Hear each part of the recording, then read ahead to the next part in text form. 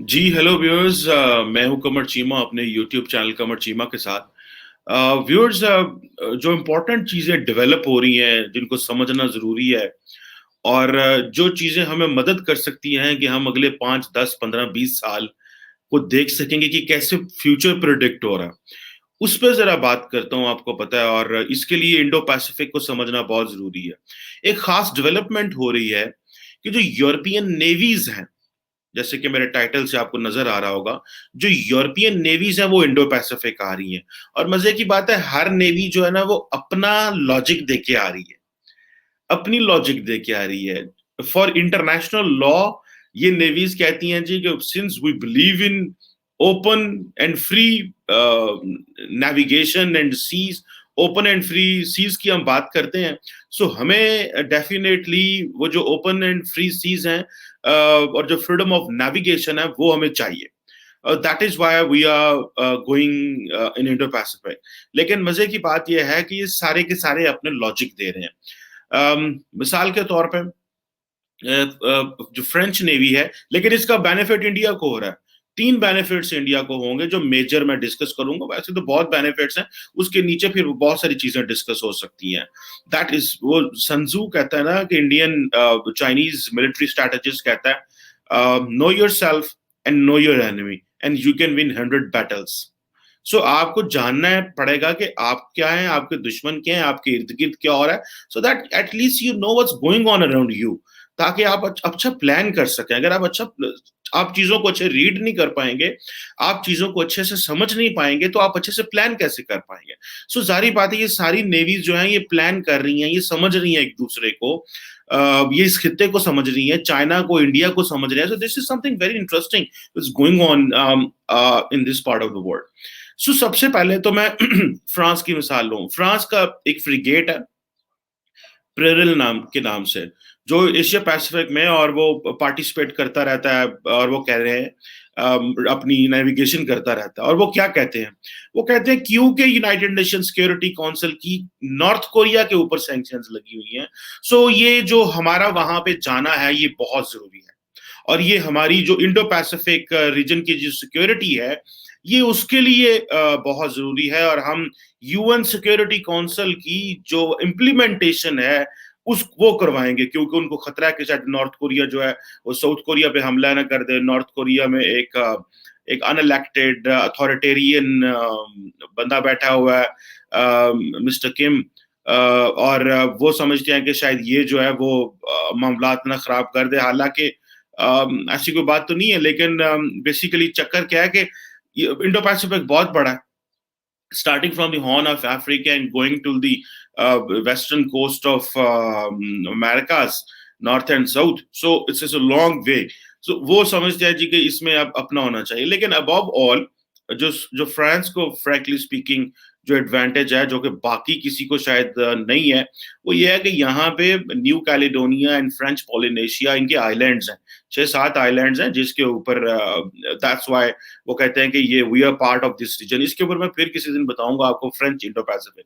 मैं इसके साथ साथ आप हर मुल्क की अलग-अलग भी करूंगा, लेकिन इस वक्त क्योंकि ईयू नेवीज आई हुई हैं, आ रही हैं, और उनके जो प्लान्स हैं तो मैं वो जरा शेयर करूं, उससे भारत कैसे फायदा उठाएगा। तो वो जो उनका फ्रिगेट है प्रेरल, उसको वो कह रहे हैं कि नॉर्थ कोरिया के लिए हम भेज रहे हैं। और वो जापान भी गया है, और जापान में जाके उसने अपना कोई टेक्निकल स्टॉप ओवर था वो किया। फिर अब वो समझते हैं कि जी फिर इसके अलावा जो ब्रिटिश फ्लैगशिप है वेसल है, जो कि उसने भी जापान में इस तरह स्टे किया था, हमने भी स्टे किया है। सो इससे जापान जो है वो बड़ा एम्पावर्ड हो रहा है भाई, कि मुझे जो है वो बहुत ज्यादा रिस्पेक्ट मिल रही है क्योंकि सारे मेरे पास आ रहे हैं। अच्छा, इससे पहले एक फ्रांस ने एक जॉइंट एक्सरसाइज भी की थी, यूएस, जापान और फ्रांस की, जिसने बेसिकली जो जापानीज हैं उनको थोड़ा मजीद एम्पावर कर दिया। और जापानीज की जो रिलायंस है वो अमेरिका से हट के बाकी तरफ ही जा सकते हैं। वो तो जापानीज नहीं जाएंगे, लेकिन फिर भी दिस इज वेरी इंपॉर्टेंट। अच्छा, इससे पहले ये है कि इस पिछले दिसंबर में ही फ्रेंच जो न्यूक्लियर सबमरीन्स हैं वो भी इस खित्ते में आई, और उन्होंने भी अलोंग विद दी अमेरिकन जो है वो अमेरिकन गाइडेड मिसाइल डिस्ट्रॉयर के साथ और जापानीज के साथ उन्होंने जो फिलिपाइन सी था उसमें उन्होंने काफी पेट्रोलिंग की जस्ट के जी वो हम नॉर्थ कोरिया के लिए कर रहे हैं। लेकिन ये है कि इसके साथ साथ ये जापान को ये फायदा हो रहा है कि जो जापान की जो मैरीटाइम सेल्फ डिफेंस फोर्स और जो बाकी फोर्सेज उनमें कोऑपरेशन बढ़ रहा है। अच्छा, एक तो ये चीज हो गई। इसके साथ साथ आगे देखा जाए तो जर्मनी जो है वो भी अपना एक फ्रीगेट एशिया में भेज रहा है इस अगस्त में। और ये जो कमिंग, ये भी हम फरवरी में है, तो जर्मनी ने भी क्योंकि अपनी इंडो पैसिफिक डॉक्ट्रिन इंट्रोड्यूस कराई है। So that is how it is very interesting कि इनकी डॉक्ट्रिन क्या हो सकती है और किस तरह हो सकती है, उसके ऊपर मैं डिटेल में जाऊंगा किसी और वीडियो में, ठीक है जी। और जर्मन्स बेसिकली उस तरह जारी बात है इस खित्ते को नहीं समझते जिस तरह फ्रेंच समझते हैं, क्योंकि फ्रेंच के यहाँ पे आइलैंड्स हैं, जर्मन के आइलैंड्स नहीं है, वो टेरिटरी नहीं है। लेकिन German considered self a bigger European power, तो German wants to be there. American का तो आपको पता है, अमेरिकन पूरी दुनिया में होते हैं, सो वो यहाँ पे तो साउथ चाइना सी के ऊपर बेसिकली सारी डिस्कशन है। और वो समझते हैं कि जी अभी चाइना जो है वो कहता है जी मेरी 9 डैश लाइन है, एक टेरिटोरियल क्लेम किया हुआ, और उनके एक पुराने 1940 में एक उनके चाइनीज जियोग्राफर ने, और वो कहते हैं कि जी ये जो है ना वो जितना भी एनर्जी रिच वाटर्स हैं वो बेसिकली चाइना के वो है, उसको वो कहते हैं, वो बेसिकली इसको कहते हैं ये हमारी ब्लू नेशनल सॉइल है। दिस इज चाइनीज क्लेम कि ये एक उन्होंने अपनी तरफ से ही लगा दिया हुआ है। बहरहाल इसको भी कभी डिस्कस करेंगे साउथ चाइना सी को, कि हाउ ये जितने भी आ रहे हैं क्या नॉर्थ कोरिया के लिए आ रहे हैं, चाइना के लिए आ रहे हैं, how India is getting empowered with all this. इसके साथ साथ ये है कि वॉशिंगटन कहता है हम तो इस 9 डैश लाइन को मानते नहीं है, हमारे जो हम तो फ्रीडम ऑफ नेविगेशन की बात करेंगे, जो वेसल्स हमारी वहां से गुजरती हैं, सो हमें तो वहां पे हम तो करेंगे, और हमें चाइनीज कुछ भी नहीं कहते। अच्छा, इसके साथ साथ ये है कि जो ग्रेट ब्रिटेन है, उनकी ये जो रॉयल नेवी एयरक्राफ्ट कैरियर है HMS क्वीन एलिजाबेथ, वो भी इस रीजन के लिए बिल्कुल तैयार बैठा होगा पहुंचने के लिए, सबमरीन्स, डिस्ट्रॉयर्स और बहुत कुछ लेके, और वो अमेरिकन को भी साथ लेके आ रहा है। अमेरिका के जो F-35B स्टेल्थ फाइटर हैं वो भी इसमें साथ होंगे। सो एक तो जापान को तो फायदा हो रहा है कि उनकी उसकी सिक्योरिटी मैक्सिमाइज हो रही है अगेंस्ट चाइना, लेकिन अबव ऑल जो इम्पोर्टेंट चीज है वो ये है कि it's all about India. India को बेनिफिट हो रहा है इसमें। जाहिर बात है कि ये जो फ्रीगेट्स आ रहे हैं, ये रिसेंटली भी उन्होंने कहा है कि ये जर्मन्स आ रहे हैं, फ्रेंच आ रहे हैं, उसके बाद ब्रिटिश आ रहे हैं, और पॉसिबिलिटी है कि डच भी आएंगे बड़ी जल्दी।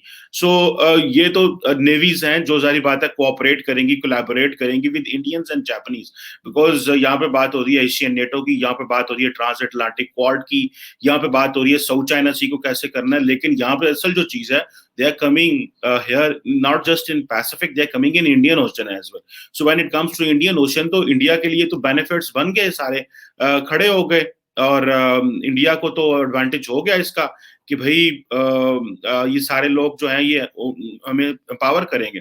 जो पहला इंडिया को फायदा होगा कि इंडिया जो है वो अपने फुटप्रिंट्स अक्रॉस द रीजन लेके जा सकता है, यानी कि अब उसके फुटप्रिंट जो हैं वो they won't stick to just to Indian Ocean, Sri Lanka, SAARC तक नहीं रहेगा, उसका फुटप्रिंट बढ़ेगा अफ्रीका तक, एंड नीचे अफ्रीका की कोस्ट तक, पता है आपको, मेडागास्कर तक वो, या नीचे साउथ अफ्रीका तक, और अफ्रीका में इंडियंस की बहुत बड़ी प्रेजेंस है। और तो वो एक इंडिया को तो वो बड़ा फायदा होगा कि उनके फुटप्रिंट्स जो है वो बढ़ रहे हैं और वो पूरे खित्ते में आएंगे। जो जिसको कहा जा सकता है वो ये दूसरी चीज जो है वो ये है कि पार्टनरशिप्स बढ़ेंगी, पार्टनरशिप बढ़ेंगी, जो कि जारी बात है जो इंडो पैसिफिक जो इंटरेस्ट हैं उसकी कोर है कि पार्टनरशिप बढ़ेगी। फॉर एग्जांपल कोलैबोरेशन होगी बड़ी बड़ी पावर्स के साथ, ऑस्ट्रेलिया, जापान, फ्रांस, अमेरिका, और ये जर्मनी, इंग्लैंड, ये जो पार्टनरशिप है it will give a maximum advantage to India और बेनिफिट आएगा। और जारी बात है कि ये जो रिलेशन है इसको नेक्स्ट लेवल तक ले जाएंगे, और इंडिया को जारी बात है जो इसकी जो जोग्राफिकल प्रॉक्सिमिटी है वो बहुत ज्यादा इसकी वो वैल्यू करेगी। सो व्हेन बड़ी पावर्स जो है वो इंडिया के साथ कोलैबोरेट करेंगी तो मालदीव, श्रीलंका, ये जो जितनी छोटी रियासतें हैं, they will all take India as a obviously पा कि वैसे यहाँ पे हमें थोड़ा चाइना का भी इन्फ्लुएंस समझना चाहिए। इसको किसी दिन जरूर डिस्कस करेंगे कि how China and India can compete in all these areas. So एक तो ये दूसरी चीज ये हो गई कि जो पार्टनरशिप्स होंगी इसका एक इम्पैक्ट जाता है। देन जो थर्ड चीज है वो ये है कि it comes with new opportunities as a India, क्योंकि इंडिया अपने आप को, इंडिया कहता है कि जी India is a regional power, no doubt about it, but India wants to make it as a great power, ambitious लगता है। बहुत सारे ऑथर्स ने तो सुपर पावर भी लिख दिया, किसी ने कुछ लिख दिया, बट ज़ैफिर एंड उसके लिए आपको बहुत ज्यादा टाइम चाहिए होता है, बहुत सारी चीजें चाहिए होती हैं। But India is a regional power. India is all set to be a great power in the region. It will take them a lot of time. It's not that easy. Overnight ये नहीं होगा। और जिसे मैं कहूंगा कि ये क्योंकि इंडिया को अंदर बहुत ज्यादा ट्रांसफॉर्मेशन की जरूरत है for that, for being great power you need to have actually that apparatus. इसके ऊपर भी किसी दिन डिस्कशन करेंगे कि ग्रेट पावर का क्या अपरेटस होता है, तो जिससे वो ग्रेट पावर बढ़ती है। सो मेरा ख्याल है ये एक कुछ अहम चीजें हैं जिनको थोड़ा समझने की जरूरत है, जिनको देखने की जरूरत है, that how they are going to help and make European navies को इंडिया इंडो पैसिफिक तो लेके आ रहे हैं, लेकिन वो इंडिया के लिए क्या बेनिफिट्स हो रहेंगे और इंडिया इसको किस तरह एडवांटेज लेगा। और जो यूरोपियन नेवीज हैं वो इंडिया के लिए तो नहीं आ रहे, वो तो अपने इंटरेस्ट के लिए आ रहे हैं, बिकॉज दे बिलीव कि इंडो पैसिफिक जो है ये ओपन सीज है, तो बस यहाँ से जो एक्सट्रैक्ट होता है वो ले लो। आपको पता है, फॉरगेट इंडो पैसिफिक, तो इनहैबिटेंट है वहां पे, तो इतनी आबादियां रहती हैं। ये जो ग्रेट पावर्स हैं यूरोपियन सारे और अमेरिकन, ये तो आर्कटिक पोल एंड अंटार्कटिक में चले गए हैं, जहां पे कुछ भी नहीं था, उधर जाके भी इन्होंने, खैर वो तो थैंक्स टू यूनाइटेड नेशंस, अब वहां पे उन्होंने वो ट्रीटी साइन की हुई है कि हम जो है ना कब्जे नहीं करेंगे, and for research and development and उसके लिए वो बैठे हुए हैं जस्ट टू लुक इट कि यहाँ पे क्या होगा। लेकिन कल को पता नहीं किस तरह की लड़ाइयां वहां पे भी हो जाएं, आबादी बढ़ रही है। सो मेरा ख्याल है कि this is something very interesting, that how this region is being shaped, और हाउ द यूरोपियन नेवीज। अच्छा होता ही है कि जब नेवी एक दफा आती है, कोई फ्रिगेट आता है या कोई उनका वो एयरक्राफ्ट कैरी रहता है, तो वो कोई महीने के लिए नहीं आता, दे come for 2 years, 1 year. So it's a long-term plan of all these Europeans, and it gives maximum incentive to India for making it happen to collaborate with the great powers. And Pakistan must understand that the future is in Indo-Pacific. The future is not where we are sitting.